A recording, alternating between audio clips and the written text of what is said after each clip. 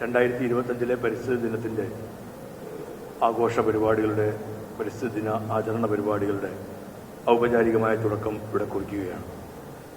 സംസ്ഥാന കൃഷി വകുപ്പ് ഈ ദിനവുമായി തന്നെ കണക്കിലെടുത്തുകൊണ്ട് കേരളത്തിൽ പഴവർഗ്ഗങ്ങളുടെ കൃഷി വ്യാപിപ്പിക്കുന്നതിനുള്ള നടപടികളിലേക്കാണ് നീങ്ങിയിരിക്കുന്നത്.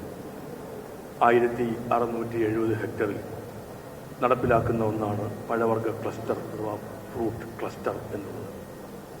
അത് കേരളത്തിൽ നന്നായി നടപ്പിലാക്കി വ്യാപിപ്പിച്ചാൽ കാർഷിക മേഖലയ്ക്ക് അതിൻ്റെതായ വലിയ മെച്ചമുണ്ടാകും എന്ന് കണക്ക് കൂട്ടിയിട്ടുണ്ട്. കർഷകരുടെ വരുമാനത്തിൽ അത് പ്രതിഫലിക്കുകയും ചെയ്യും. നാടൻ ഇനങ്ങളാണ് ഈ ഇനത്തിൽ നമ്മൾ സംസ്ഥാന കൃഷി വകുപ്പ് ഇതിൻ്റെ ഭാഗമായി വിതരണം ചെയ്യുന്നത്.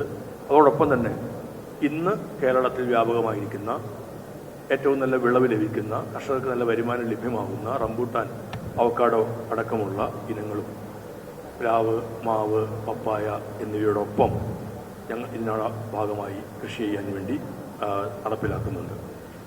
നമ്മുടെ നാട്ടിൽ ചെറുപ്പക്കാരെയും സ്ത്രീകളെയും എല്ലാം കൂടുതലായി ഈ മേഖലയിലേക്ക് ആകർഷിച്ചു കൊണ്ടുവരാൻ ഈ ഫ്രൂട്ട് ക്ലസ്റ്റർ പരിപാടിയിലൂടെ സാധ്യമായിട്ടുണ്ട്. ഗവൺമെൻറ് ഉദ്ദേശിക്കുന്നത് തന്നെ, സംസ്ഥാന കൃഷി വകുപ്പ് ഉദ്ദേശിക്കുന്നത് തന്നെ കേരളത്തെ ഒരു ഫ്രൂട്ട് ഹബ്ബാക്കി മാറ്റുക എന്നുള്ളതാണ്. അനന്തമായ സാധ്യതകളുള്ളതിനെ കണക്കിലെടുത്തുകൊണ്ട് കേരളത്തിലെ ഭൂമിയെ കൃത്യമായ എന്നവണ്ണം വിനിയോഗിച്ചുകൊണ്ട് നമുക്ക് നിലവിലുള്ള ചില കാര്യങ്ങൾക്കകത്ത് ചില ഭേദഗതികളും ഇളവുകളുമെല്ലാം വന്നു കഴിഞ്ഞാൽ കൂടുതലായി പഴവർഗ്ഗ കൃഷിയിലേക്ക് മാറുന്നതിന് കർഷകർ താല്പര്യം പ്രകടിപ്പിച്ചിട്ടുണ്ട്.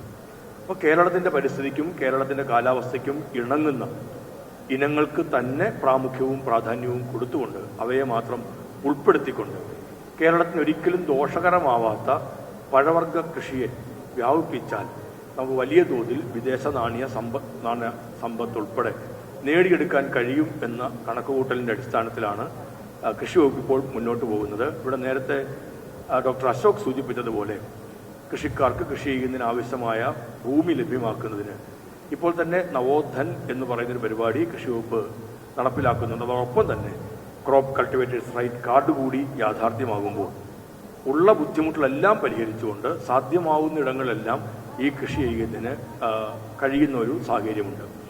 കേരളത്തിൽ നമ്മൾ വനവൽക്കരണത്തിനൊക്കെ ഭാഗമായി പണ്ട് നമ്മൾ കണ്ടത് എന്തെങ്കിലുമൊക്കെ വൃക്ഷങ്ങൾ വെച്ച് പിടിപ്പിക്കുക എന്നുള്ളതായിരുന്നു. അവിടെ നമുക്ക് കൊണ്ടുവച്ച അക്കേഷ്യ പോലുള്ള ഇനങ്ങൾ നമ്മുടെ കേരളത്തിൻ്റെ പ്രകൃതിക്ക് ഇണങ്ങുന്നതല്ല എന്ന് മനസ്സിലാക്കി നമ്മളതിനെല്ലാം ഒഴിവാക്കിയിട്ടാണ് തദ്ദേശീയമായ ഇനങ്ങൾക്കും കേരളത്തിൻ്റെ കാലാവസ്ഥയ്ക്കും പ്രകൃതിക്കും ദോഷകരമാവാത്തതുമായ ഇനങ്ങളെ നമ്മൾ ഉൾപ്പെടുത്തി ഇപ്പോൾ മുമ്പോട്ട് പോകുന്നത്. ഞാൻ മറ്റു വിശദാംശങ്ങളിലേക്കൊന്നും കടക്കുന്നില്ല. കേരളത്തിൽ ഈ പദ്ധതി ഏറ്റവും ഫലപ്രദമായി മുന്നോട്ട് കൊണ്ടുപോവുക എന്നാണ് സർക്കാർ ലക്ഷ്യം വെക്കുന്നത്. പരിസ്ഥിതി ദിനം എന്നുള്ളത് ഒരു 5-ാം തീയതി ജൂൺ 5-ന് തുടങ്ങി ജൂൺ 5-ന് തന്നെ അവസാനിക്കുന്ന ഒരു രീതിയിൽ കണക്കാക്കേണ്ടുന്ന ഒന്നല്ല. അതിൽ പരിസ്ഥിതി അത് ഏറ്റവും പ്രധാനപ്പെട്ടത് കൃഷിയും കൂടി ആകുമ്പോൾ നമ്മുടെ മണ്ണും നമ്മുടെ ജലവും വായുവുമെല്ലാം സംരക്ഷിക്കേണ്ടത് അനിവാര്യമാവുന്നുണ്ട്. കാലാവസ്ഥയിലുണ്ടാകുന്ന മാറ്റം എല്ലാ ഇടങ്ങളെയും ബാധിക്കുന്നു. ഒരു മഴ തന്നെ എത്രമാത്രം പ്രതിസന്ധി ഉണ്ടാക്കി നമ്മളിപ്പോൾ കണ്ടതാണ്. ഏറ്റവും കൂടുതലായി ബാധിക്കുക അത് കൃഷിയെയാണ്. കാരണം കൃഷി കാലാവസ്ഥയെ മാത്രം ആശ്രയിച്ച് നിൽക്കുന്ന ഒന്നാണ് എന്നുള്ളതുകൊണ്ട് കൃഷി കാലാവസ്ഥയെ ആശ്രയിച്ച് നിൽക്കുന്നു എന്ന് പറയുമ്പോൾ നമ്മുടെ ഭക്ഷണം കാലാവസ്ഥയെ ആശ്രയിച്ച് നിൽക്കുന്നു എന്നാണ്. നമ്മുടെ ജീവിതം കാലാവസ്ഥയെ ആശ്രയിച്ച് നിൽക്കുന്നു എന്നാണ്. അപ്പോൾ കാലാവസ്ഥ, പ്രകൃതി എന്നെല്ലാം പറയുന്നത് നമ്മുടെ ജീവിതവുമായിട്ടാണ് ഏറ്റവും കൂടുതലായി ബന്ധപ്പെട്ട് നിൽക്കുന്നത്. പരിസ്ഥിതി ദിനം എന്ന് പറഞ്ഞാൽ അതൊരു സെമിനാറിനോ ചർച്ചയ്ക്കോ ഉള്ള ഒരു ദിവസമല്ല. അതിൻ്റെ വിഷയം എന്ന് പറയുന്നതും ഒരു സെമിനാറിന് കൊള്ളാം നല്ലത് എന്ന് പറഞ്ഞ് മാറ്റേണ്ടതല്ല, നമ്മുടെ ജീവിതവുമായി ബന്ധപ്പെട്ട് നിൽക്കുന്ന വിഷയമാണ്. അതുകൊണ്ട് പരിസ്ഥിതി ദിനം എന്ന് പറയുന്നത് അക്ഷരാർത്ഥത്തിൽ ജീവിതത്തിൻ്റെ ദിനമാണ് എന്ന തരത്തിലേക്ക് മാറിയിട്ടുണ്ട്. പരിസ്ഥിതി ദിനം എന്നാൽ ജീവിതത്തിൻ്റെ ദിനമാണിപ്പോൾ. നമ്മളുടെ ഓരോരുത്തരുടെയും ജീവിതത്തിൻ്റെ പ്രാധാന്യത്തെ നമ്മൾ തന്നെ ഉൾക്കൊള്ളേണ്ടതിൻ്റെ ആവശ്യകതയാണ് ഈ ദിനം നമ്മളോട് പറയുന്നത്. അപ്പോൾ അതുകൊണ്ടൊരു ജൂൺ 5-നല്ല, ജൂൺ 6-നും തീരുന്നില്ല. അത് ഒരാഴ്ചക്കാലമല്ല. നമ്മളുടെ ജീവിതത്തിൽ അങ്ങോളം ഇങ്ങോളം നാം പുലർത്തേണ്ടുന്ന ചില നിലപാടുകളെയും പുലർത്തേണ്ടുന്ന രീതികളെയും ഈ ദിനം നമ്മളെ ഓർമ്മപ്പെടുത്തണം. അതുകൊണ്ട് പരിസ്ഥിതി ദിനം ഇന്ന് തുടങ്ങി ഇന്ന് അവസാനിക്കുന്നതല്ല, എല്ലാ ദിവസവും നമ്മുടെ ഉള്ളിലേക്ക് ഉണ്ടാവേണ്ടുന്ന ഒന്നാണ്. പ്രകൃതിയുടെ ആരോഗ്യം സംരക്ഷിക്കപ്പെടുന്നില്ല എങ്കിൽ നമ്മുടെ ആരോഗ്യവും സംരക്ഷിക്കപ്പെടുന്നില്ല. അത്രമേൽ വലിയൊരു നാഭീനാള ബന്ധം ഓരോ മനുഷ്യനും ഓരോ ജീവജാലത്തിനും ഈ പ്രകൃതിയുമായിട്ടുണ്ട്. അതുകൊണ്ട് പ്രകൃതി എങ്ങനെയും ആയിക്കോട്ടെ നമുക്ക് ജീവിക്കാം എന്നുള്ളതൊരു അബദ്ധധാരണ മാത്രമാണ്. നമ്മുടെ കുന്നുകൾ ഇടിച്ചും നമ്മുടെ പുഴകൾ മലിനമാക്കിയും നമ്മുടെ കടലുകൾ എല്ലാ മാലിന്യങ്ങളുടെയും കൂമ്പാരവും ആക്കി മാറ്റിയിട്ട് നമ്മുടെ വയലുകൾ നികത്തിയിട്ട് നമുക്ക് എങ്ങനെയാണ് ഒരു സുന്ദരമായ ജീവിതത്തെ സൃഷ്ടിച്ചെടുക്കാൻ കഴിയുക? അപ്പോൾ നമുക്ക് പ്രകൃതിയെ നശിപ്പിച്ചാൽ നമ്മുടെ ജീവിതം തന്നെയാണ് നശിപ്പിക്കുന്നത് എന്നുള്ള ഒരു ചിന്ത സമൂഹത്തിനും ഭരണകൂടത്തിനും ജനപ്രതിനിധികൾക്കും എല്ലാവർക്കും ഉണ്ടാവേണ്ടത് അനിവാര്യമാണ്. ആ അനിവാര്യതയാണ് ഇന്ന് അത്യന്താപേക്ഷിതമായിട്ടുള്ളത്. അതാണ് അധ്യക്ഷൻ പറഞ്ഞത്, പ്ലാസ്റ്റിക് എവിടെയെല്ലാം കടന്നു ചെല്ലും എന്ന്. മൈക്രോ പ്ലാസ്റ്റിക്കുകളെ കുറിച്ച് വാർത്തകൾ നമ്മൾ കണ്ടതാണ്. ശരീരത്തിൽ എല്ലായിടത്തേക്കും എത്തുന്നു എന്നല്ല. 2022 ശാസ്ത്ര ജേണലുകൾ പറഞ്ഞത്, മലയാളത്തിലെ മാധ്യമങ്ങൾ പോലും പറഞ്ഞു, മനുഷ്യന്റെ രക്തത്തിൽ മൈക്രോ പ്ലാസ്റ്റിക്കുകളുടെ അംശം കണ്ടെത്തിയിരിക്കുന്നുവെന്ന്. ഈ 2025 മാർച്ചിലാണ് മറ്റു വാർത്തകൾ പുറത്തു വന്നത്, തലച്ചോറിൽ മൈക്രോ പ്ലാസ്റ്റിക്കിന്റെ അംശം കണ്ടെത്തിയിരിക്കുന്നുവെന്ന്. രക്തത്തിലും തലച്ചോറിലും വരെ മൈക്രോ പ്ലാസ്റ്റിക്കുകൾ എത്തുന്നു എന്ന് പറയുന്നിടത്ത് നിന്ന് ഇതെങ്ങനെയൊക്കെ സംഭവിക്കുന്നുള്ള ദുരന്തം ആലോചിച്ച് നോക്കുക. അതുകൊണ്ടാണ് പ്രകൃതി സംരക്ഷണം എന്ന് പറഞ്ഞാൽ നമ്മളുടെയൊക്കെ ആരോഗ്യ സംരക്ഷണമാണ് എന്ന് പറഞ്ഞത്. ഇപ്പോൾ ഒരു കപ്പൽ നശിക്കുകയും അല്ലെങ്കിൽ തകരുകയും മൈക്രോ പ്ലാസ്റ്റിക്കുകൾ തീരത്തൊക്കെ അടിയുകയും ചെയ്യുന്നത് വാർത്തകളാവുന്നുണ്ട്.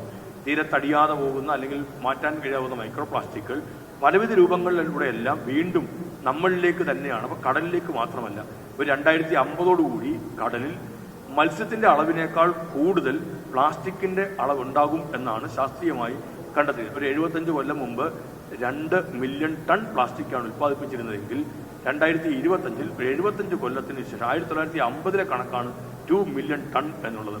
2075 ആയപ്പോഴേക്കും അത് ഏതാണ്ട് 450 മില്യൺ ടൺ പ്ലാസ്റ്റിക് ലോകത്ത് ഉൽപ്പാദിപ്പിക്കുന്ന നേരത്തിലേക്ക് എത്തി.